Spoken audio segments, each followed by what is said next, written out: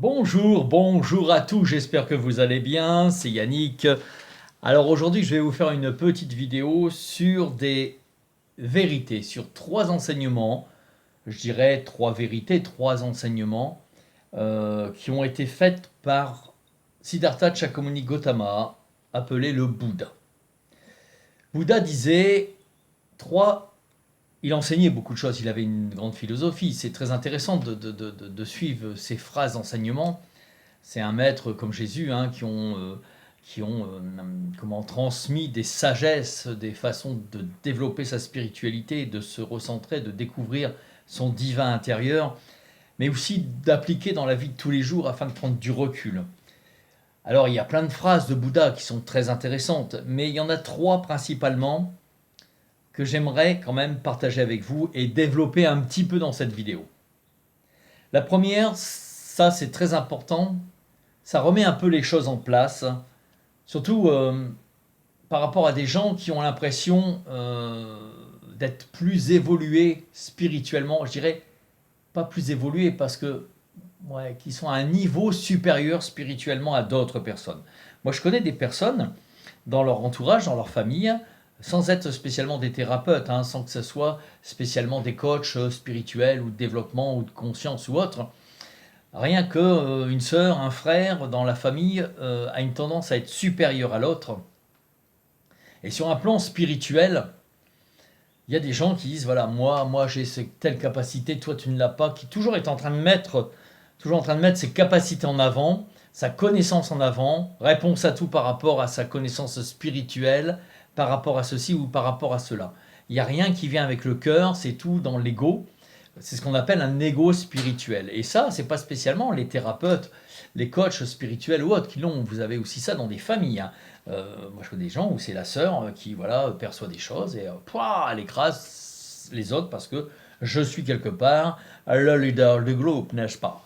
Et puis après, vous en avez aussi dans notre métier, dans nos métiers de coach et autres, où il y a des gens qui rabaissent un petit peu les autres en disant voilà, moi j'ai une certaine connaissance, j'ai un niveau.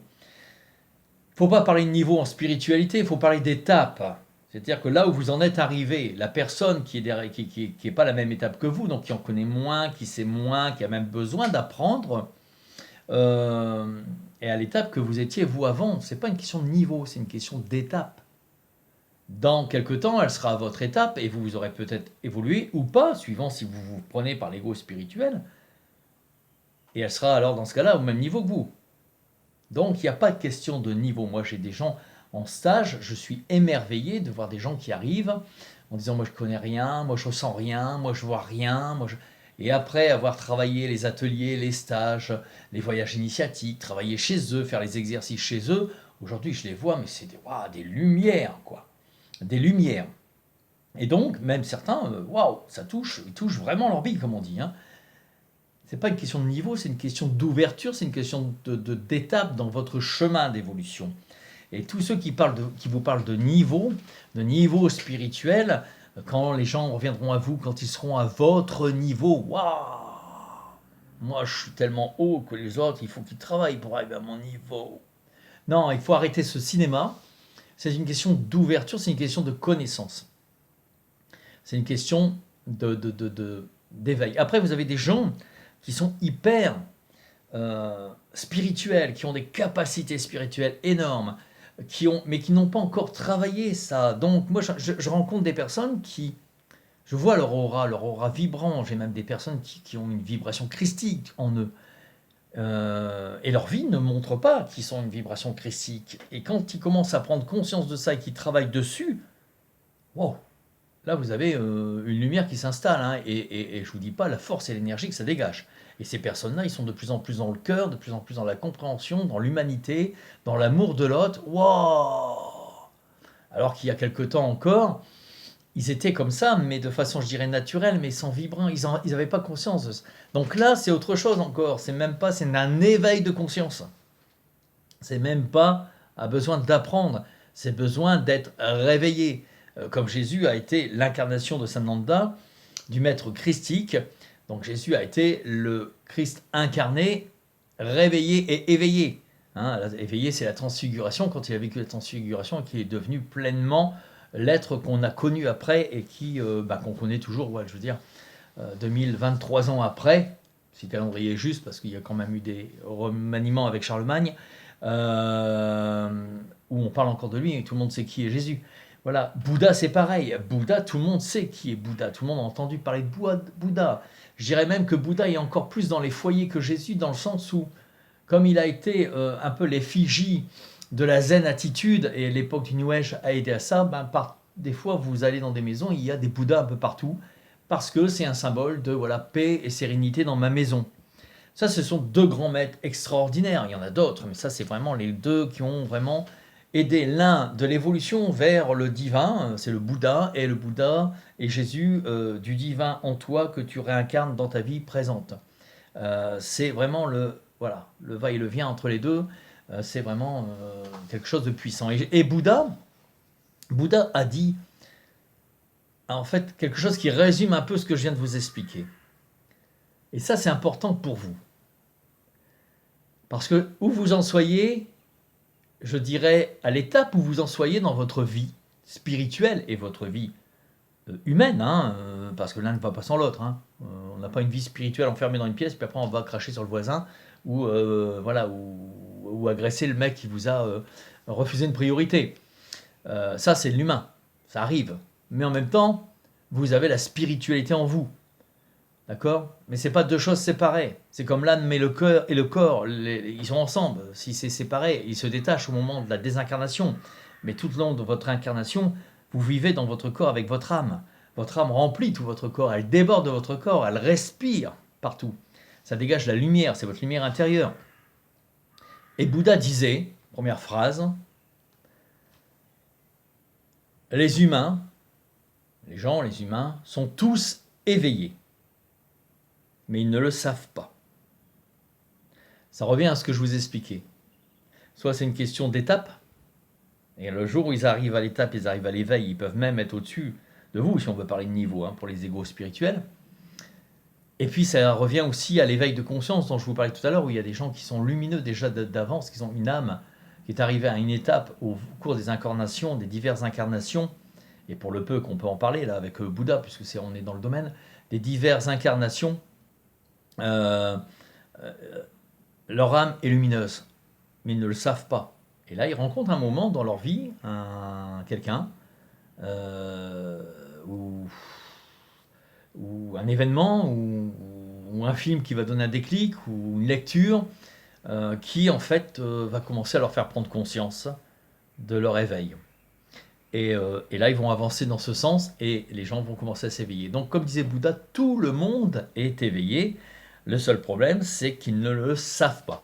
Beaucoup de personnes ne le savent pas, et même quand vous vous dites être éveillé, vous n'êtes pas réellement éveillé. Donc vous êtes en chemin d'éveil. Voilà, une étape d'éveil plus avancée peut-être, parce que vous avez, par les vies antérieures et votre vie là, eu des choses qui vous ont permis d'atteindre cet éveil. Mais l'autre qui va se rattraper et travailler va vous rattraper rapidement. Il ne faut pas se sentir au-dessus ni en dessous de qui que ce soit. Nous sommes tous égaux. Ça, c'est important. Premier point, c'est pour vous permettre, à vous, si vous rencontrez quelqu'un qui a des super capacités, moi, j'aimerais être comme lui ou elle. Vous avez ces capacités en vous. Il faut juste travailler votre développement et votre éveil de conscience. Voilà. Première phase de Bouddha, tous les humains sont éveillés, mais ils ne le savent pas. Deuxième phrase importante de Bouddha. Bouddha a dit, si ça marche pour vous, alors c'est la vérité. Et moi, je rajouterais derrière, je me permets de rajouter quelque chose pour, je dirais, plus détailler la signification de cette phrase. Si ça marche pour vous, alors c'est votre vérité. C'est-à-dire qu'à partir du moment où vous sentez, vous avez fait quelque chose, vous avez agi d'une certaine manière ou une autre, et que ça marche pour vous, alors c'est ce qu'il faut que vous fassiez dans votre vie. Même si les autres vous disent oui, mais tu te rends pas compte, ouvre les yeux, ouais, mais c'est pas un métier pour toi, mais tu y arriveras jamais. Si tu fais comme ça, tu vas te casser la gueule. Ouais, alors c'est bien d'être aimant avec les gens, mais enfin, tu sais, et on n'est pas au pays des bisounours, on n'est plus à l'époque, voilà, de la petite maison dans la prairie. Après, multitude de choses. Multitude de choses. Même si vous avez, par exemple, je ne sais pas moi, une association avec quelqu'un et que la personne, vous savez que ça marche, vous êtes associé en affaires avec quelqu'un, ça marche, mais vous êtes complètement différent. Alors, les gens vont dire, mais attends, ça colle pas. Et il est à l'opposé de toi-même. Vous allez vous planter. Tu t'associes avec un mec comme ça, tu te rends pas compte. Et ça marche. Ça marche parce que justement, les gens ont trouvé leur harmonie et ils sont complémentaires. Donc la vie des autres n'est pas votre vérité. Votre vérité, c'est quand vous l'avez expérimenté et que ça marche pour vous. D'accord? Et si ça marche pour vous, alors c'est votre vérité. Si vous faites quelque chose où vous vous sentez bien, on te dit ouais mais tu sais, va courir pour ton bien-être, va courir. Moi je sais que perso, je ne cours pas. Je me sauve pas, je ne cours pas. Voilà, je n'ai pas envie de courir, c'est pas ma conception physique. Je nage des longueurs, je fais 1200, 1300 mètres régulièrement, tranquille à un bon rythme. J'aime marcher des kilomètres, j'aime aller dans la nature. Voilà, ça, c'est mon sport à moi. J'aime aussi faire du vélo, c'est mon sport à moi. Parce que, bon, je suis très aqua, donc j'aime beaucoup l'eau. Mais après, marcher, même des kilomètres, ou faire du vélo, je suis en contact avec la nature, je suis pas enfermé dans une salle. C'est ma conception à moi, et c'est ce que j'aime. J'aime couper du bois, j'aime, voilà, tout ça. Ça, j'aime. J'aime en contact avec la nature. Donc, c'est ma vérité à moi. Et ça me fait du bien quand je le fais, quand je prends le temps de le faire. Il va falloir que je prenne de plus en plus le temps de le faire. Ça devient ma vérité. Parce que c'est ma conception à moi de l'activité physique. Il y a des gens qui vont aller faire de l'aquagym, il y a des gens qui vont aller faire du strep, il y a des gens qui vont aller faire de la course avec le machin, le rythme, le truc. C'est leur vérité à eux. Ils se sentent bien comme ça joue sur leur physique, ça joue sur leur mental. Moi, ça m'emmerde, excusez-moi l'expression, ça m'emmerde. Mais c'est ma vérité. Sa vérité à lui, c'est que lui, il s'éclate, ou elle s'éclate en courant des kilomètres. Et ça, on n'a pas à juger l'un ou l'autre. C'est pareil pour une relation amoureuse. Je veux dire, vous pouvez être avec quelqu'un qui est à l'opposé de vous-même.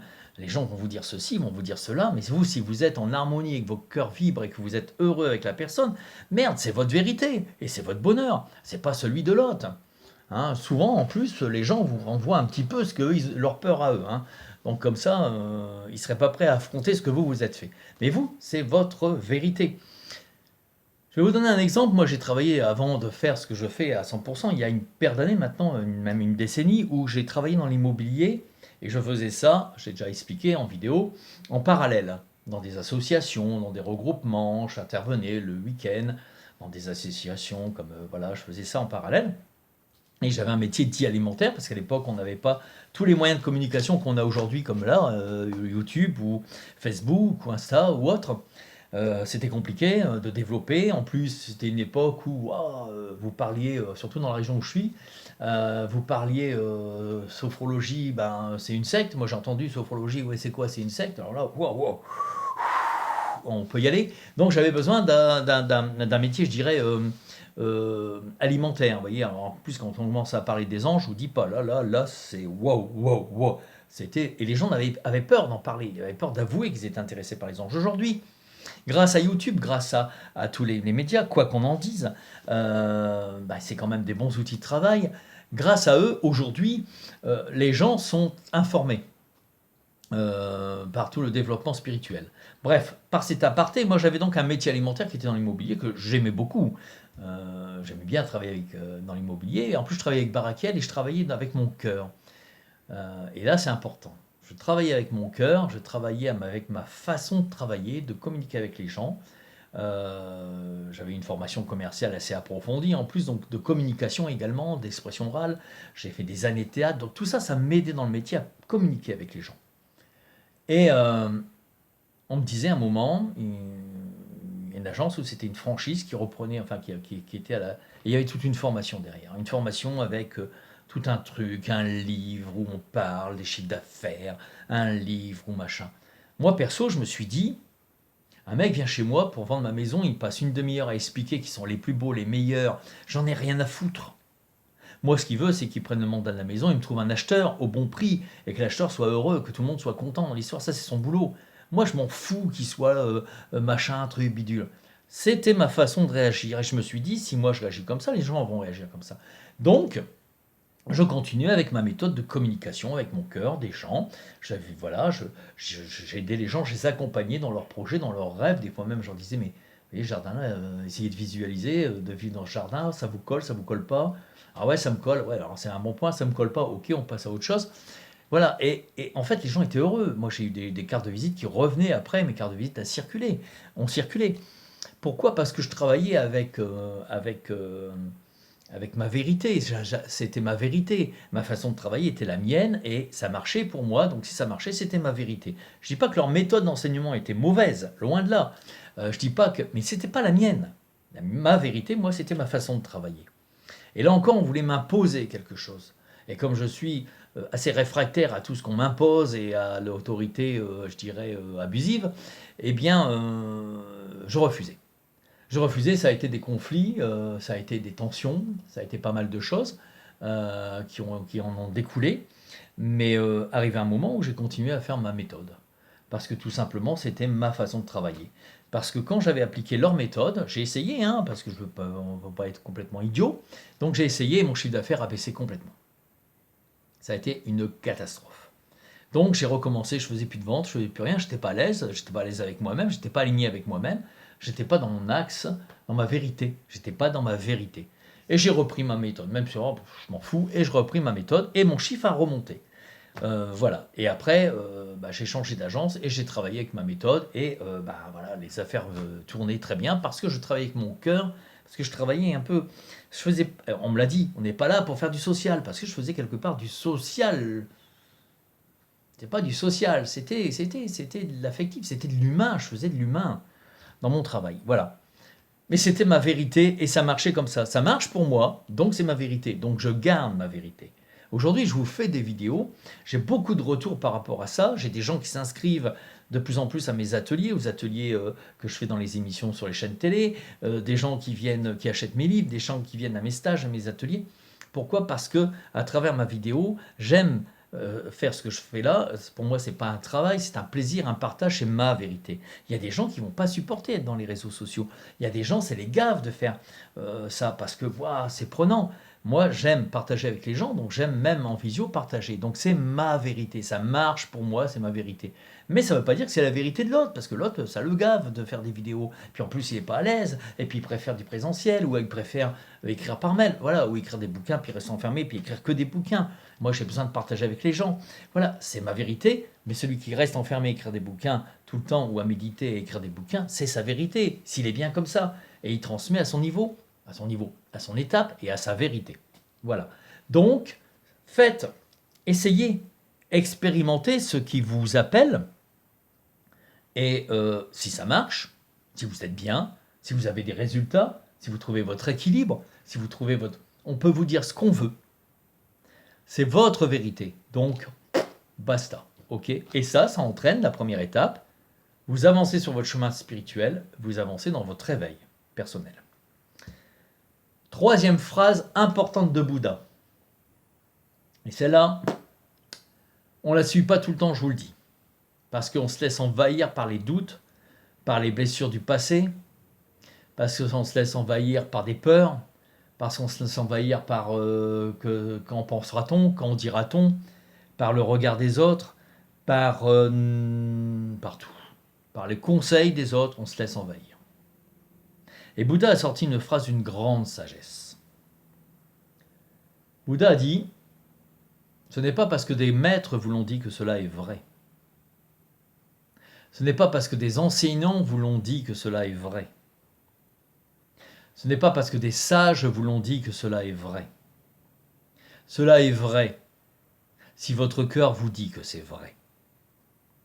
On rejoint les trois autres points. Les trois points se rejoignent l'un après l'autre. Ils sont complémentaires. On a beau dire ce qu'on veut, penser ce qu'on veut, te conseiller ce qu'on veut, te regarder d'une certaine façon. On a beau dire, on a beau te renvoyer à ton passé, à tes blessures, à tes peurs. Si ton cœur dit, c'est comme ça vibre là. Je dois y aller. Il faut que j'y aille. Il faut que je me lance dans ce projet professionnel. Ça vibre là. Je le sens dans mon cœur, pas dans mon ego, hein, pas dans ouais, je vais gagner de l'argent et tout. C'est ce que j'ai envie de faire. Ça vibre en moi, j'ai envie de le faire. Alors, c'est ce que ton cœur dit, c'est ta vérité. C'est là qu'il faut que tu y ailles. C'est vrai. D'accord? Si tu as une relation amoureuse et qu'on t'en mis plein la tête en disant mais tu vois pas ce mec-là, machin, sauf s'il te fout sur la gueule, bien sûr, ou elle te fout sur la tronche, ou si voilà, c'est une alcoolique notoire qui te pète tout, toi, à chaque fois, bah, là, c'est des autres, c'est des manières de vivre. Il faut l'aider déjà, puis il faut aussi, ben voilà, ça c'est une autre façon de gérer l'affaire. Mais si il y a de l'amour entre les deux personnes et que on te renvoie sans arrêt des trucs dans la tronche, c'est pas parce qu'ils te le disent que c'est la vérité, hein. Tous ceux qui ont des grandes expériences, qui ont eu des machins, des trucs, parce que tout le monde a pris dans la tronche, donc sur le plan sentimental comme sur le plan professionnel. Donc, c'est ce qui a fait d'ailleurs la personne que vous êtes aujourd'hui. Mais c'est ce que votre cœur dit. Si tu as envie de quelque chose et que tu sais que c'est bon pour toi, et qu'on te dit non, il faut pas, mais si ton cœur te dit, pas ton mental encore une fois, ton cœur te dit que c'est ta vérité, il faut le suivre. C'est bien d'écouter ce que les autres en pensent, mais ce ne sont que des informations. C'est bien d'écouter ce que les autres pensent et le regard des autres, mais c'est un petit peu les ingrédients pour faire une pizza. T'en prends ou t'en prends pas. Trop, c'est trop, pas assez, c'est pas assez garni. Mais ce qui est important, c'est que ton cœur résonne à ces ingrédients. Quand ton cœur résonne à ça, c'est vrai. Ça, je le sens comme ça. Ça, il a raison. Parce que moi, je le sens comme ça aussi. Ok, ton cœur t'a apporté, ton âme, tes guides t'ont apporté la validation de ce que ton cœur veut. N'oublions pas que le cœur a également des neurones comme le cerveau, des neurones affectifs, et qu'il dégage sur un plan quantique le rayonnement magnétique le plus puissant que l'on puisse rayonner, nous les êtres humains. Tous les corps énergétiques que vous pouvez travailler, celui du cœur est le plus fort. Le rayonnement va au-delà de 2 mètres, puisqu'il est tellement puissant qu'on n'arrive pas à le mesurer, mais les scientifiques quantiques en ont mesuré la possibilité de rejoindre l'univers. Donc c'est le cœur éveillé, c'est ce sacré cœur ouvert, c'est le cœur que l'on voit sur les êtres de lumière, que l'on voit sur les grandes fées, sur les druidesses, le cœur et la lumière de l'esprit. Il n'y a rien d'inventé, hein. On revient à l'histoire des temples, j'ai fait des vidéos sur les temples, voilà, on en est là. Et Bouddha, déjà, expliquait tout cela. Donc les 3 points se rejoignent.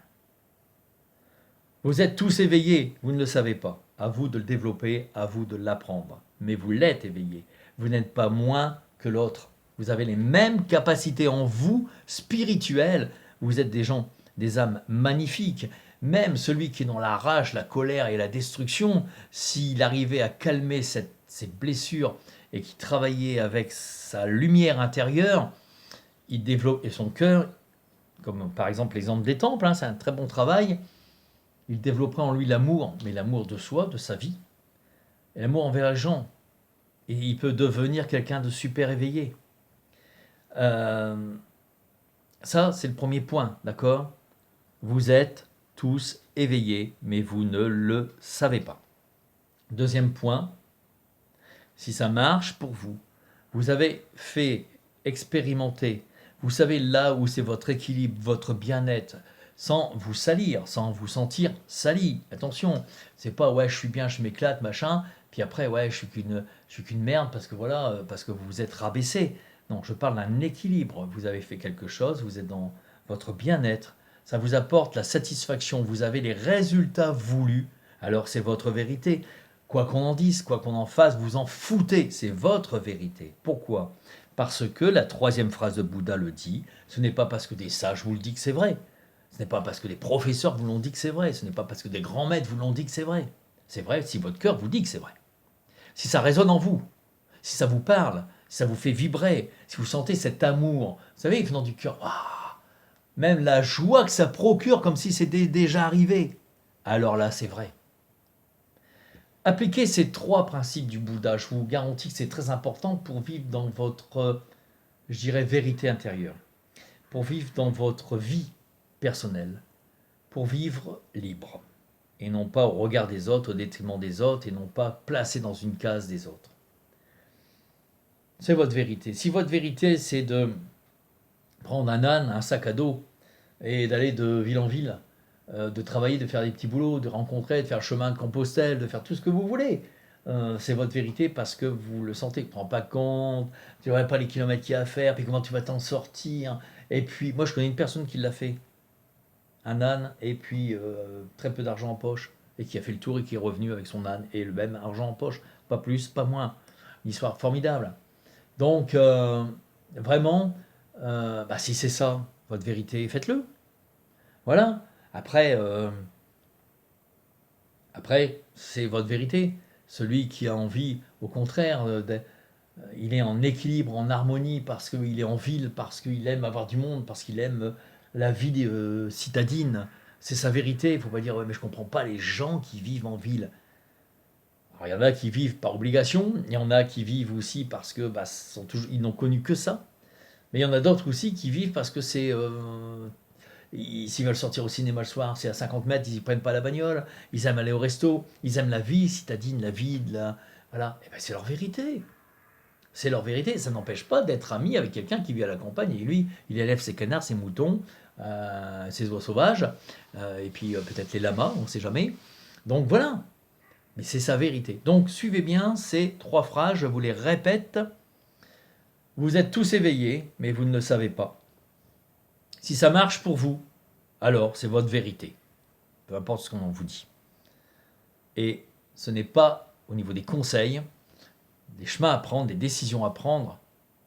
Ce n'est pas parce que certains vous le disent que c'est, et même bien placé, ou même très sage, que c'est la vérité. C'est la vérité, c'est bon pour vous à partir du moment où votre cœur vous le dit.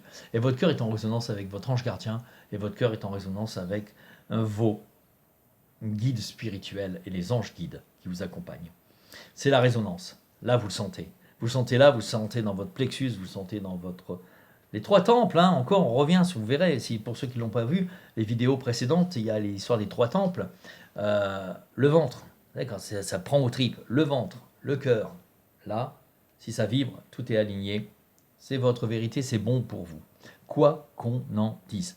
Donc, stop à tout ça et appliquez ces 3 vérités de Bouddha. Je vous remercie pour cette application. Oh là là là là, petit n'importe quoi. De m'avoir écouté, tout simplement. Et puis je vous invite à méditer dessus, à revenir dessus régulièrement et à travailler dessus. Voilà. Je vous souhaite une très bonne journée ou une bonne soirée, ça dépend à l'heure où vous me regardez. Et je vous dis à bientôt. Au revoir mes amis.